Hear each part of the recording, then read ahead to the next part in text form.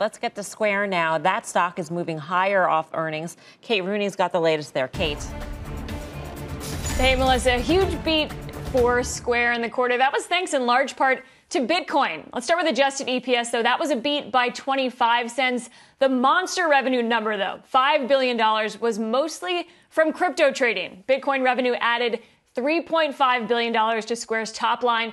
That number, though, is a little bit misleading, guys. The more important one to watch for Square is gross profit for Bitcoin. That was $75 million in the quarter. So to put it in context, it was about 2% of that total Bitcoin revenue number. I did speak to CFO Amrita Ahuja right after the numbers came out. She explained that revenue for Bitcoin is essentially the volume of transactions done through Square. She did say gross profits a little bit more helpful for judging the growth there. That also was up 11x year over year. Apparently, though, that is how the SEC asks them to report crypto revenue. Some other highlights from the call that's underway right now, though. CEO Jack Dorsey talking about crypto driving a lot more engagement on Cash App.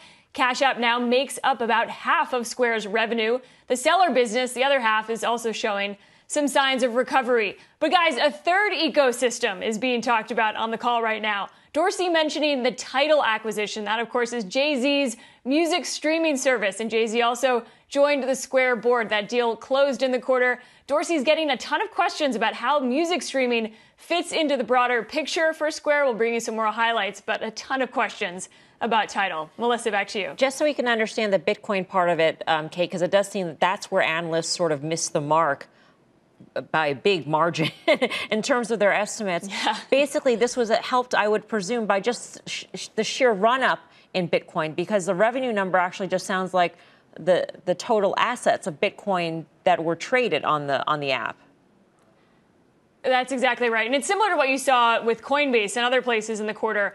Huge bull market for Bitcoin, a lot of trading going on. So therefore, the number for trading revenue for Square was much higher than people expected, $3.5 billion out of $5 billion total. But that gross profit number, in the context of the whole Bitcoin trading ecosystem, was tiny. So Square even said, guys, really focus on gross profit here. That revenue number is a little bit misleading, but revenue beat by essentially $2 billion. So analysts were way off on that number. Yep. Kate, thank you. Thanks for clarifying. Kate Rooney.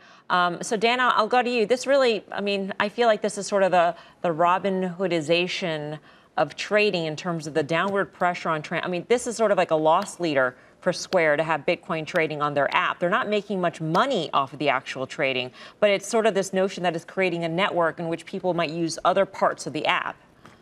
Hey, listen, I buy that. I mean, that has been Jack Dorsey's play the whole time with crypto, and he calls it's going to be the money of the internet, you know, and so he built a company around that, or he built a peer-to-peer payment system around that, and he made it easy for people to kind of on-ramp into that crypto world. So I give him a lot of credit, but for those people who don't think that Bitcoin can be regulated, what did Kate Rooney just tell us? She told us that the SEC is telling them how to account for their Bitcoin trading volume. That looks like apples and oranges to me, folks. When I see a company that's expected to do $3.5 billion in revenue and they do $5 billion, that stock should be up a lot more than it is right now. And you just said it, Mel. Well, that gross profit is only $75 million, which is basically a rounding error on it. So at some point, you know, the SEC and our regulators do have a lot of say on how a lot of our financial institutions are thinking about cryptocurrencies. And I just put that out there because there's a whole host of tape bombs that could come out from the SEC that might affect these stocks that are interacting with this crypto.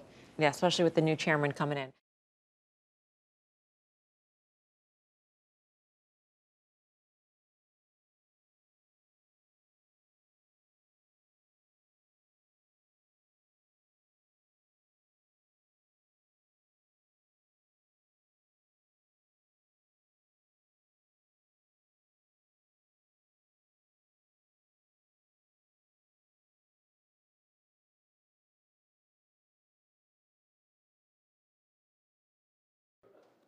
Shepard Smith here. Thanks for watching CNBC on YouTube.